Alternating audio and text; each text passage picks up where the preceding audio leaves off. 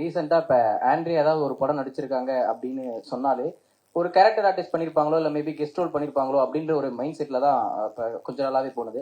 இப்போ வந்து இல்ல ஹீரோயினா அவங்க தான் லீட் ரோல்ல பண்ணிருக்காங்க அப்படின்றப்போ எப்படி இருக்கு? இப்ப அது ரீசெண்ட் டேஸா அப்படிதான் கேட்டு வந்திருப்போம்.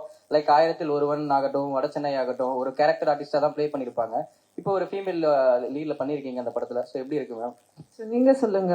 வடசென்னை பத்தி பேசினாலே எல்லாரும் சந்தாதான் கத்துறாங்க. அதுக்கு பேர் கேரக்டர் ஆர்டிஸ்ட் நீங்க சொல்றீங்க. ஆனா அது மக்கள் சொல்றது இல்லையே. எனக்கு ஆயிரத்தில் ஒருவன் தான் மேம். உங்களுக்கு ஆயிரத்தில் ஒருவன். ஓகே, அந்த ஆயிரத்தில் ஒருவன்லயும் ஐ டோன்ட் நோ, உங்களோட டெஃபினேஷன் ஆஃப் கேரக்டர் ஆர்டிஸ்ட் தான் எனக்கு புரிய மாட்டேங்குது. அவ்வளவுதான். ஸோ ஒரு நல்ல கேரக்டர் பண்ணா அது கேரக்டர் ஆர்டிஸ்டா? அப்புறம் அது லீட் ரோல் கிடையாதா? அப்படிதான் சொல்றீங்களா? அப்படிதான் சொல்றீங்களா? நான் உங்களை கேட்குறேன்.